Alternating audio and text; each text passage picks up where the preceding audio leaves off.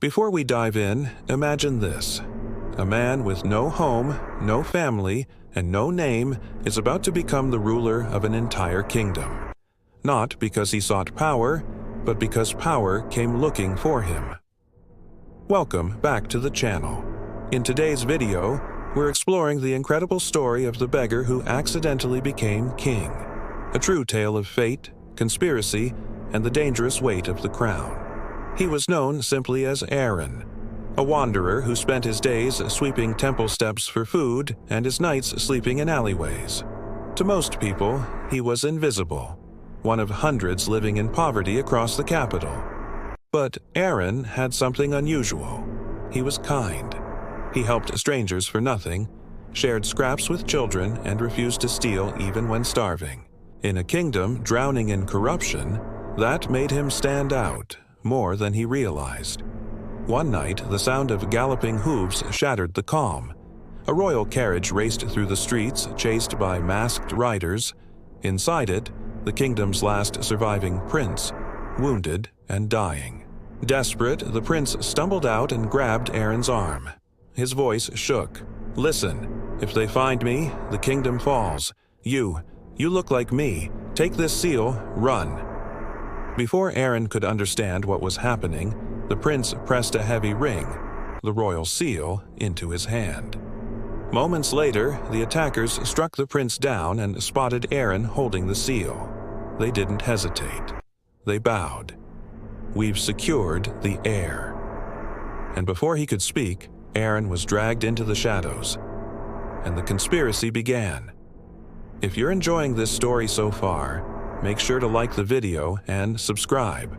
It helps more people discover these kinds of historical stories.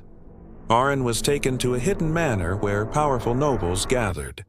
They had assassinated the real prince, and now chose Aaron as a replacement to control from behind the throne. His job was simple: wear the crown, sign decrees, say nothing. "We will rule," they told him, "and you will obey." But Aaron wasn't the fool they believed him to be.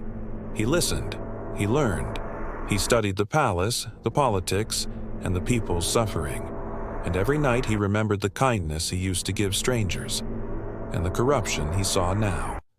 Slowly, the beggar became more than a puppet.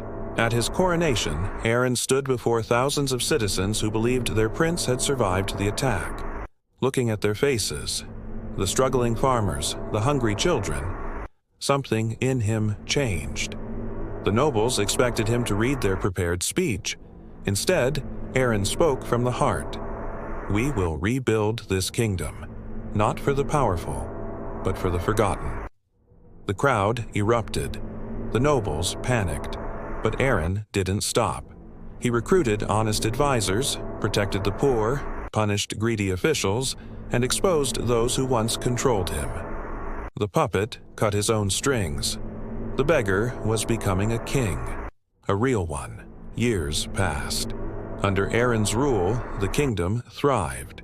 But as his power grew, so did the temptation to become the kind of ruler he once hated. Some of his new advisors warned him, "Your enemies are gone, but so are your limits.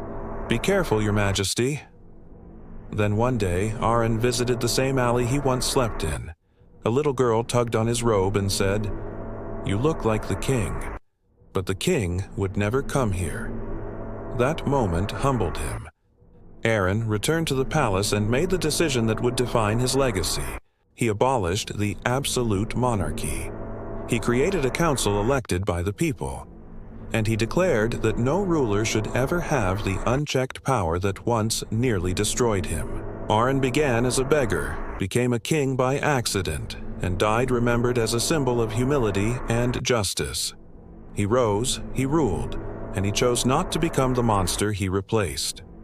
If you enjoyed this story, make sure to like the video and subscribe for more long-form history tales just like this.